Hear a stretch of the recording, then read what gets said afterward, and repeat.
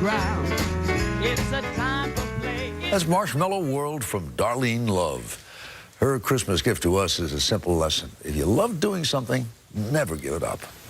She talks with Anthony Mason for The Record.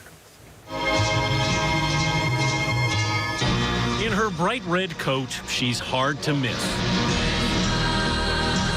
But for much of her music career, Darlene Love has struggled to get noticed.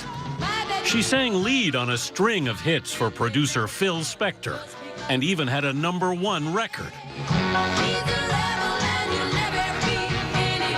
But her name wasn't on it. For years, people didn't know that really Darlene Love existed. Well,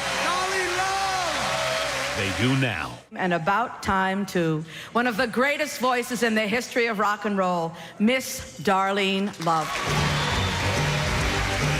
You were inducted this year into the Rock and Roll Hall of Fame. Yes, I'm still giddy about it.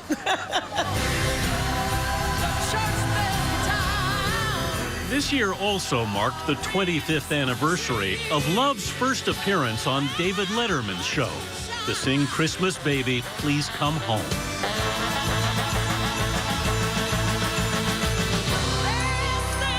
The song, off of Spector's landmark 1963 album, has become a Christmas classic. Her appearance on Letterman, an annual holiday event. The eldest of 5 kids, Darlene Love, grew up Darlene Wright in Los Angeles. You started singing in the church. Yes, my father is a Pentecostal pastor. In 1957, she joined a girl group called The Blossoms. Your first big backing gig was with James Darren. James Darren for Capitol, and baby, were we scared. But The Blossoms had an ability to blend in. We didn't sound white. We didn't sound black. And quickly became the hottest backup singers in L.A. Working on the chain. Working behind Sam Cooke, the Beach Boys, even Doris Day. Then, in 1962, Darlene was hired by a young producer named Phil Spector. What was he like to work with in the studio? Great the first couple of years before he became, you know, this monster that made all these hit records.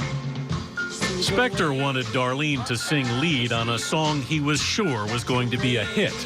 A rival version was about to be released, and Spector's regular group, the Crystals, was stuck on the East Coast. Still, he put the Crystals' name on the label.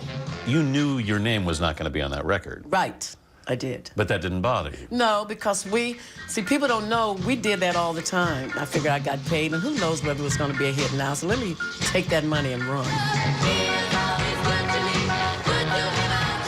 But when it hit #1, how did you feel? That bothered me. Spector promised Darlene she'd get her turn. He changed her name from Wright to Love, and they went back into the studio. I'm going to the sessions and do He's Sure the Boy I Love. And I'm waiting for this is really going to come out under my name. And I'm riding down the street. In your car? In my car. And the latest record by the Crystals. And I went, when did the Crystals come in town? Darlene stormed into Spector's office and confronted him. Why do you keep doing this to me? Why are you? You say you like me, you like my voice. What are you doing? Well, I just figured, you know, the song would have a better chance if I used the name The Crystals. So I said, well, when do I get my chance to make my name? Finally, he gave it to her. But Darlene's solo releases didn't have the same success, in part because audiences didn't realize the earlier hits were hers. But the Blossoms were still in demand, becoming regulars on a new rock show called Shindig, and backing Elvis on his 1968 TV special. Darlene's solo career just couldn't get off the ground, though. By the early 1980s, with 2 children and her marriage collapsing, she needed to take another job as a maid. And I said, well, there's only one other thing I know I can do, and I can do well. I can clean.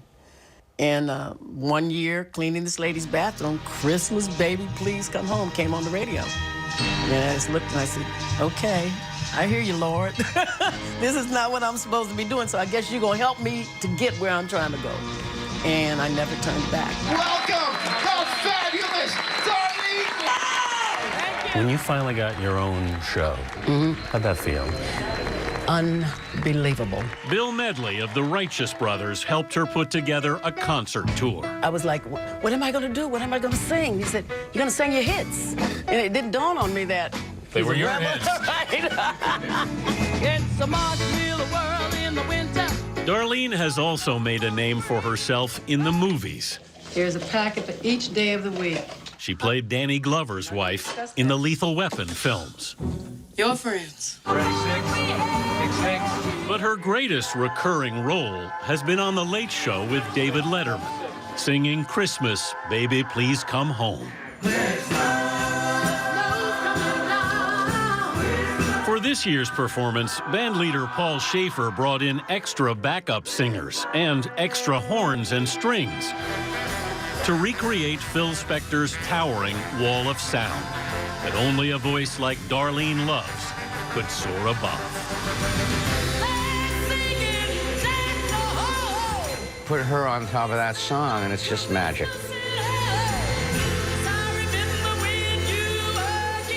What do you want people to know you for most? I so enjoy what I do, and that's what I want my audience to see.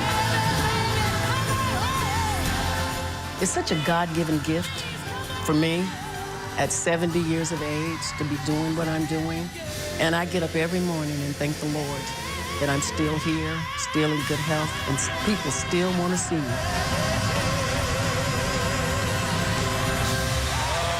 my God. Thank you, everybody. Merry Christmas.